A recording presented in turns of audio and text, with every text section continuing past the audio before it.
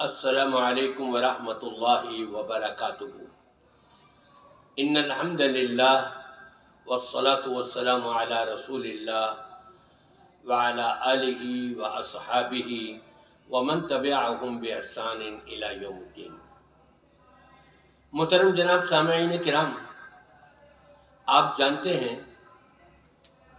کہ اس دنیا میں رہتے ہوئے تقریباً ہر معاملات میں یہ دیکھنے میں آتا ہے کہ گنگا الٹی بہہ رہی ہے۔ کیا مطلب؟ سوشل میڈیا کو کھنگالنے والے اس چیز سے اچھی طرح سے واقف ہیں کہ اگر کوئی وزیر، وزراء، کوئی سیاسی شخصیت، سیاسی پارٹی کی طرف سے کوئی بات کہی جا رہی ہے، نرم ہو، گرم ہو، اونچ نیچ ہو، سب برداشت کرتے ہیں، کوئی اعتراض نہیں کرتا۔ نہیں جی، یہ تو اتنی سختی کر رہے ہیں اور اتنے سخت الفاظ استعمال کر رہے ہیں اپنے بیان میں، کوئی نہیں کہے گا، بلکہ نظر انداز کر دیں گے۔ لیکن اگر اس کے برعکس دین کی بات پہنچائی جا رہی ہو اور اس میں کوئی ایسے سخت الفاظ آ جائیں، چاہے وہ قرآن پاک کے ہوں، اس کا ترجمہ کیا جا رہا ہو، یا نبی کریم صلی اللہ علیہ وسلم کی احادیث میں اس کا ترجمہ کیا جا رہا ہو، یا پھر اس کی تشریح اور تفسیر اور وضاحت کرنے میں علماء کرام کچھ تھوڑے بہت الفاظ سخت استعمال کر لیں تو سب کے کان کھڑے ہو جاتے ہیں۔ لو جی لو، نہیں، اتنی سختی نہیں ہونی چاہیے، اور کیا کہتے ہیں، ایسا نہیں ہونا چاہیے، ویسا نہیں ہونا چاہیے، یہ ہونا چاہیے، وہ ہونا چاہیے۔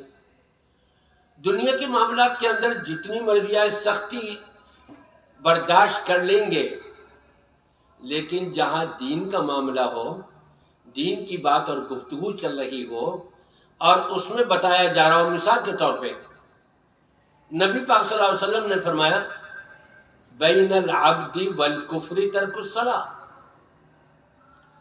بندے کے اور کفر کے درمیان نماز حائل ہے، اگر نماز چھوڑ دی گئی تو گویا کہ بندہ اور کفر مل گئے۔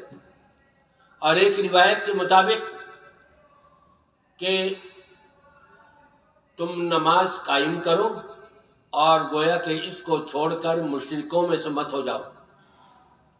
اب لوگ تل ملا اٹھتے ہیں، او جی وہ اتنے سخت الفاظ کہہ دیے گئے۔ کس کو کہہ رہے ہو؟ قرآن کو۔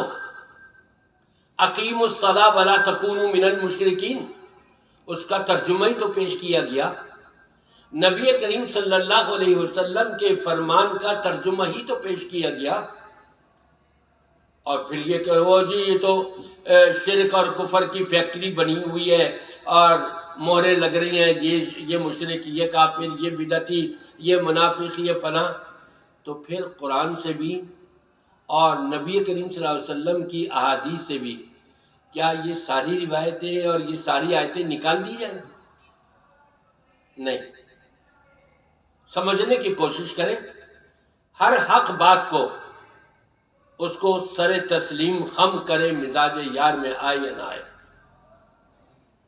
حق بات کو تسلیم نہ کرنا یہ تکبر کہلاتا ہے، اور تکبر اللہ کو پسند نہیں ہے اپنے بندوں سے، بلکہ جس نے تکبر کیا وہ تو گیا سیدھا جہنم میں۔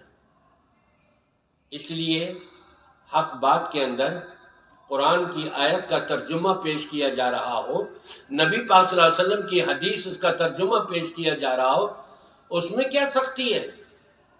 سمجھنے کی ضرورت ہے صرف کہ ہم اس کو سمجھیں اور کوشش کریں اور اس کے مطابق اپنے آپ کو سنبھالنے کی کوشش کریں۔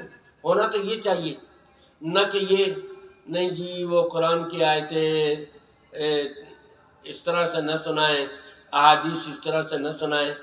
میں تو یہی کہوں گا کہ اللہ تبارک و تعالی ایسا ذہن رکھنے والوں کو ہدایت عطا فرما دے اور قرآن و سنت کا صحیح معنوں میں عامل اور قرآن و سنت کا مت والا بنا دے۔